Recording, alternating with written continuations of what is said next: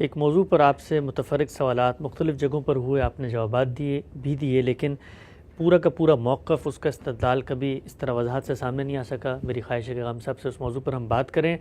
آپ کی زبانی ہم نے یہ سنا ہے کہ جنت اور جہنم ابھی بنائے جانے ہیں، ابھی بنے ہوئے نہیں ہیں، اس وقت موجود نہیں ہیں، اور جب وہ بنیں گے اور اس کے بعد اللہ تعالیٰ پھر قیامت کے دن فیصلہ کرے گا اور پھر لوگوں کو وہاں پر داخل کر دے گا۔ بہت سارے آثار ہیں، قرآن مجید کے بعض اشارات ہیں، آیتیں ہیں جو بظاہر کہتے ہیں کہ اس سے متصادم نظر آتے ہیں۔ میں غام صاحب کی خدمت میں رکھوں گا، ہم سے بتائیے گا ایک آیت کا آپ اکثر حوالہ دیتے ہیں، یوم تبدل الارض غیر الارض والسماوات وبرزوا للہ واحد القہار۔ اس آیت میں تو اگر بادی نظر میں دیکھا جائے تو یہ بتایا جا رہا ہے کہ جب قیامت آئے گی تو ان زمین و آسمان کو تبدیل کر دیا جائے گا۔ تو قیامت میں تو یہ ہونا ہے، اللہ تعالیٰ نے باقی جگہوں پہ بتایا ہے کہ پہاڑ روئی کے گلے بن جائیں گے اور زمین بالکل اکھاڑ دی جائے گی۔ تو اس سے ایک آیت سے وہ جو پورا کا پورا جنت کا ایک تصور قرآن مجید میں بیان ہوا ہے، اور خود پیغمبر کو زمین سے کھڑے ہو کر مشاہدہ کروایا گیا جنت الماوا کا۔ قرآن نے کہا ہے کہ نزولاً ہر جگہ پہ لوگوں کو وہاں پہنچایا جائے گا، اور جہاں پہنچایا جائے گا وہ دکھا دی گئی ہے۔ تو اس ایک اجمال کی وجہ سے جو پوری تفصیل قرآن مجید میں جنت کی بیان ہوئی ہے، اس کو کیسے نظر انداز کیا جاتا ہے؟ اس میں کوئی شبہ نہیں کہ قرآن مجید میں جنت کی بھی تفصیلات بیان ہوئی ہیں، جہنم کی بھی تفصیلات بیان ہوئی ہیں، لیکن قرآن مجید میں کیا یہ بات بھی صراحت سے بیان ہوئی ہے کہ وہ جنت اس وقت بنا دی گئی ہے؟ یعنی قرآن مجید ہی بتائے گا، اللہ تعالیٰ کوئی اطلاع دیں گے تو ہم اس کی بنیاد پر کوئی بات کہیں گے۔ اگر ایسی کوئی بات قرآن مجید میں بیان ہوئی ہے تو وہ پیش کرنی چاہیے۔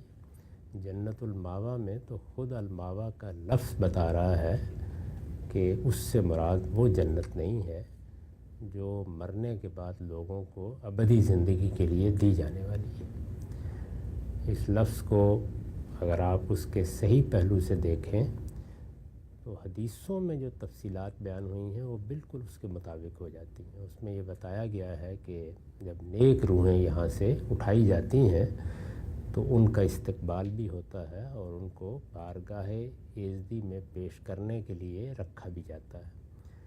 سمجھ میں بھی یہ بات آتی ہے کہ اس دنیا سے جب ہم دوسری دنیا میں جاتے ہیں تو اگر ہمارے اعمال اچھے ہیں، ہم نے اللہ تعالیٰ کی فرم برداری کی ہے، تو استقبال بھی اسی طرح ہونا چاہیے جیسے قرآن میں اس کی تفسیر بیان کی گئی ہے کہ فرشتے خیر مقدم کرتے ہیں، اپنا تحیہ پیش کرتے ہیں اور خوشگوار ماحول میں لے کے جاتے ہیں۔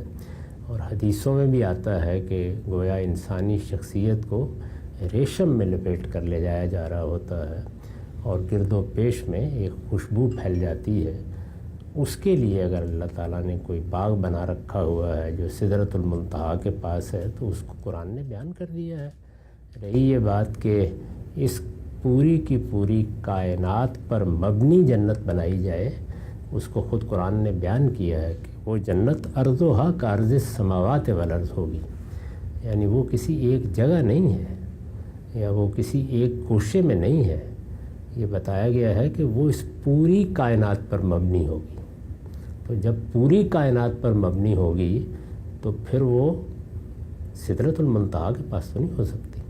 پوری کائنات پر مبنی جنت کے بارے میں یہ بتایا جا رہا ہے کہ وہ اس وقت بنے گی جس وقت قرآن نے کہا ہے کہ یوم تبدل الارض غیر الارض والسماوات۔ یہ پوری بات ہے، اگر اس کے کوئی نقیض آیت قرآن میں موجود ہے یا کوئی بیان ہے تو اس پر گفتگو کی جا سکتی ہے، ورنہ یہ دونوں باتیں اپنی جگہ بالکل عقلی بھی ہیں اور قرآن کے بیانات کے مطابق بھی ہیں کہ اس وقت بھی اللہ کے نیک بندوں کے لیے کوئی ایسی جگہ ہے کہ جس کو اللہ تعالیٰ نے خاص طور پر اپنے نیک بندوں کے لیے تیار کر رکھا ہے، جہاں وہ کچھ دیر قیام کرتے ہیں پھر سلا دیے جاتے ہیں۔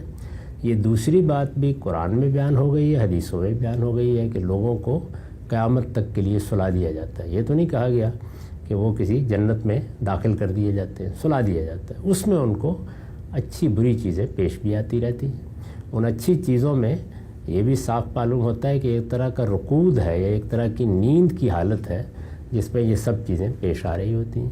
تو ان تمام چیزوں کو سامنے رکھ کر اگر خلاصہ کریں تو یہ معلوم ہوتا ہے کہ جب ہم یہاں دنیا سے رخصت ہوتے ہیں تو فرشتے اگر نیک روح ہیں تو ان کا استقبال کرتے ہیں، ان کو اوپر لے جایا جاتا ہے، ان کو ایک جگہ پر ٹھہرا کر ان کی میزبانی بھی کی جاتی ہے۔ اس کو آپ الجنت الماوا کہہ سکتے ہیں اور قرآن نے یہ لفظ استعمال بھی کر دیا ہے پھر وہ واپس آتے ہیں اور واپس آ کے ان کو اسی زمین میں سلا دیا جاتا ہے. قیامت تک پھر یہی ہوگا. اس دوران میں اگر کوئی احوال پیش آتے ہیں، بروں کو بھی آتے ہیں، اچھوں کو بھی پیش آتے ہیں، تو وہ ایسے ہی ہیں جس طرح کہ آپ کو اچھا خواب یا اچھا رویا دکھایا جاتا ہے. قیامت میں یہ لوگ اٹھائے جائیں گے اور اس موقع پر یہ سارے زمین و آسمان اٹھا کر ایک نئے زمین و آسمان میں تبدیل کیے جائیں گے، اور جو جنت بنائی جائے گی ارضھا کارض السماوات والارض، وہ اس پوری کائنات بلکہ ان تمام کائناتوں پر مبنی ہوگی. تو یہ ساری بات ہے جو میں نے بیان کی ہے. اس کے خلاف کوئی چیز ہے تو ضرور بتائیے. اچھا، ہم سے جو فرماتے ہیں کہ جو کچھ اکناف عالم میں، اقصائے جہاں میں، کائنات میں ہمیں نظر آ رہا ہے، یہ اصل میں اسی جنت کا را مٹیریل ہے. اس کو بنانے کا پھر کیا مقصد ہے؟ اللہ تعالیٰ اسی کو تبدیل کر دیں گے. تو را مٹیریل کے بارے میں تو ہم یہ جانتے ہیں کہ دنیا میں مثلا اگر کوئی چیز لکڑی ہے اور یہی را مٹیریل ہے کسی چیز کو بنانے کا، تو جو نقص اس را مٹیریل کے اندر موجود ہے وہی نقص عمارت کے اندر بھی نظر آئے گا. تو دنیا کے اندر اگر را مٹیریل کو ہی لے کر جنت بنائی جانی ہے تو یہ را مٹیریل تو ناقص ہے، فنا بھی ہو جاتا ہے، اس میں تو دیمک بھی پڑ جاتی ہے، یہ تو ٹوٹ بھی جاتی ہے. تو پھر جنت کے بارے میں جو تصویر بیان کی جاتی ہے اس کو تو پھر اس را مٹیریل سے نہیں بننا چاہیے.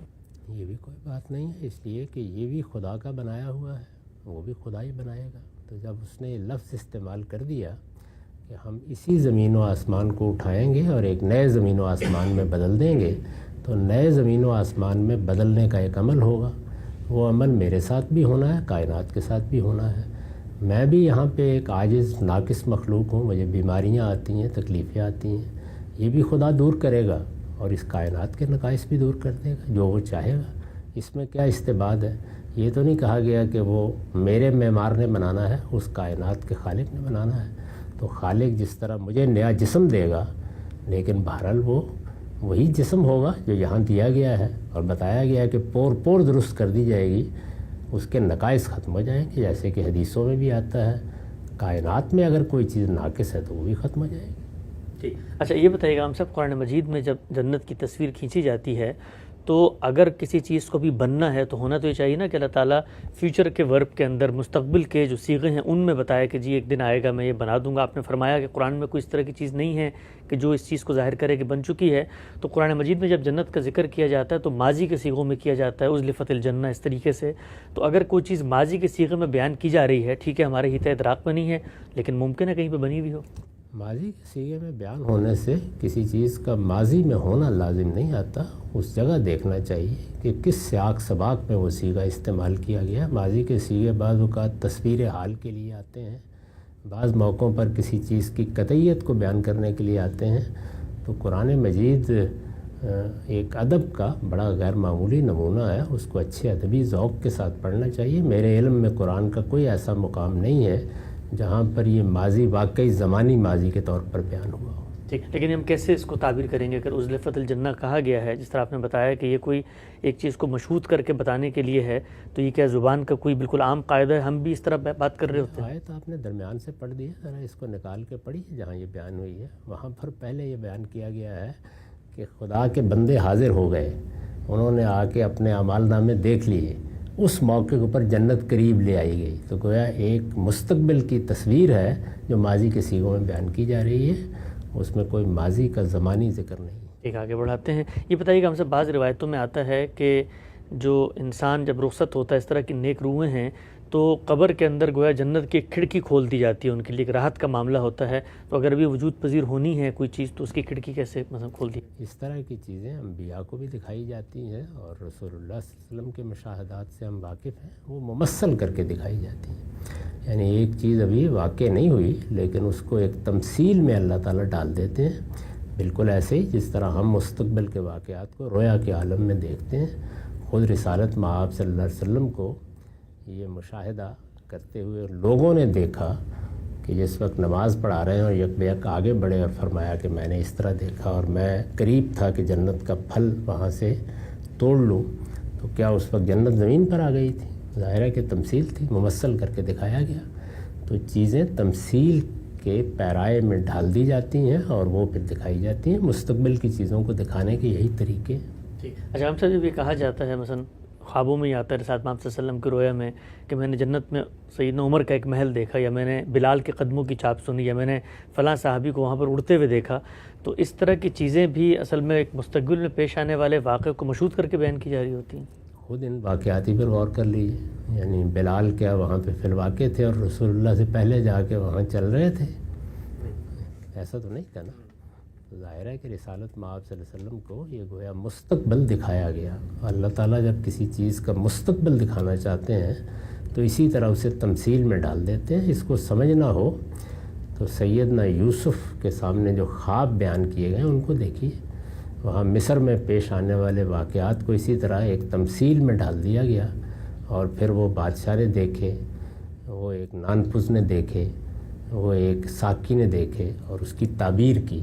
تو ایسے واقعات کی تعبیر کرنی چاہیے. پیغمبروں کو مستقبل کے واقعات اسی طرح ممثل کر کے دکھائے جاتے ہیں، بیداری کے عالم میں بھی اور نیند کی حالت میں. ٹھیک ہے جناب صاحب، آپ نے اگرچہ اس پہ تفصیلی بات کی ہے، لیکن چونکہ اس موضوع سے متعلق ہے تو اس کلپ میں یہ بات بھی آ جائے گی. لوگ کہتے ہیں جو سفر معراج ہوا اس میں باقاعدہ رسالت مآب صلی اللہ علیہ وسلم کو جہنم میں جن لوگوں کو سزائیں دی جا رہی تھیں ان کا مشاہدہ کروایا گیا، ان کے اعمال بتائے گئے، تو وہ تو آپ صلی اللہ علیہ وسلم باقاعدہ دیکھ کر آئے ہیں ایک طرح سے. وہی روایتیں پڑھ لیجئے، اس میں جو سزائیں بتائی گئی ہیں یا دکھائی گئی ہیں وہ خود اپنی زبان سے بول کر کہہ رہی ہیں کہ وہاں پر بھی جزا اور سزا کے باہمی تعلق کی تمثیل دکھائی گئی ہے آپ کو. یعنی چیزیں ممثل کر کے دکھائی گئی. تو جو دین میں یا ادب میں یا اسی طریقے سے اعلیٰ چیزوں میں چیزیں بیان ہوتی ہیں ان کو سمجھنا چاہیے وہ کس پہلو سے دکھائی جا رہی ہیں.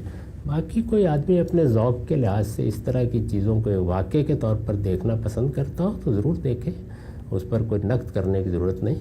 لیکن شاہ ولی اللہ ہوں یا امام غزالی ہوں یا اس طرح کے بعض جلیل القدر اہل علم ہوں، توجہ دلانی چاہیے کہ لوگ ان کی چیزوں کو پڑھیں، انہیں اندازہ ہوگا کہ ایسی باتیں کس طرح بیان ہوتی ہیں. ٹھیک ہے. اچھا، آخری سوال غام صاحب اس نشست میں اس موضوع سے متعلق ہمارے ہاں بعض مفکرین نے یہ نقطہ نظر بھی بیان کیا کہ جنت جہنم جو ہیں وہ مقامات نہیں ہیں بلکہ احوال ہیں.